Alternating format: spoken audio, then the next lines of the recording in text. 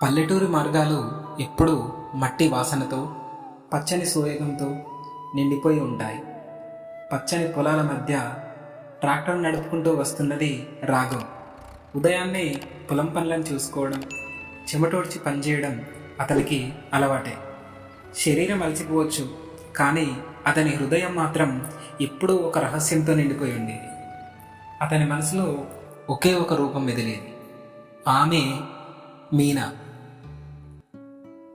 మీనా అదే గ్రామంలో ఒక టీచర్.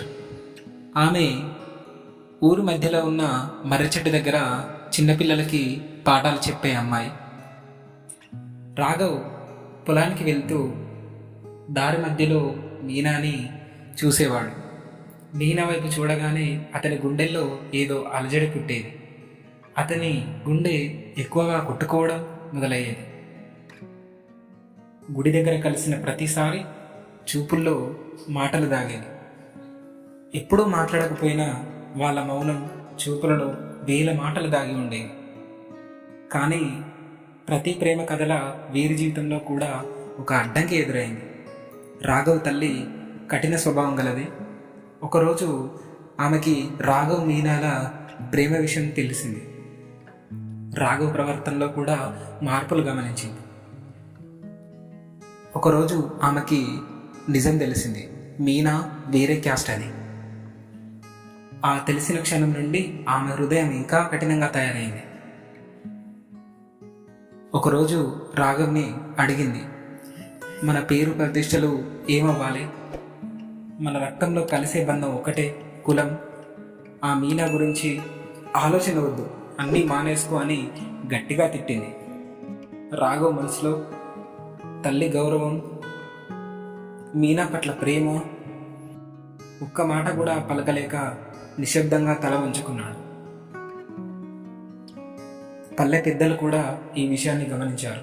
అదే సమయంలో పల్లె పెద్దలు కూడా ఇది సాంప్రదాయానికి విరుద్ధం అన్నారు.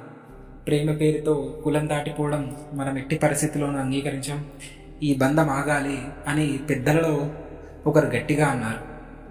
సమాజం ముందు రాఘవ్ ప్రేమ తప్పుగా మారింది. గ్రామమంతా గుసగుసలతో నిండిపోయింది. మీనా కన్నీళ్లు పెట్టుకుంది.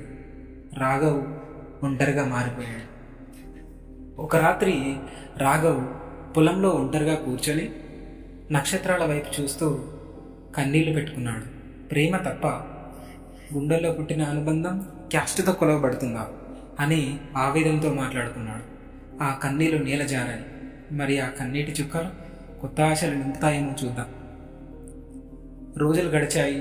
రాఘవ్ చూపుల్లోని తపన, మౌనం, ప్రేమ చూసి చివరికి ఆ తల్లి గుండె కరిగింది. ఒకరోజు అన్నది, రాఘవ్, నేను నీ పైన చూపింది కోపం కాదు, సమాజంలో నలుగురు నాలుగు రకాలుగా అనుకుంటారనే భయం. అయినా ప్రేమను అడ్డుకోవడం కష్టం. నేను ఓడిపోయాను నాన్న అంటూ కన్నీళ్లతో ఒప్పుకుంది. ఆ మాటలు వినగానే రాఘవ్ హృదయం ఉప్పొంగింది.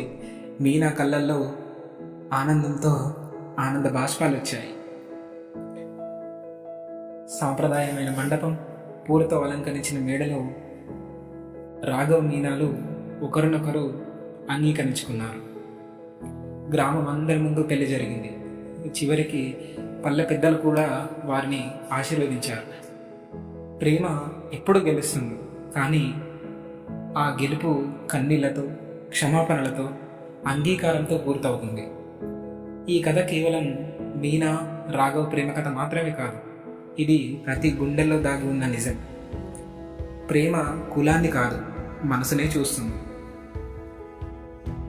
Thank you for watching. మళ్ళీ కలుద్దాం ఒక కొత్త కథతో.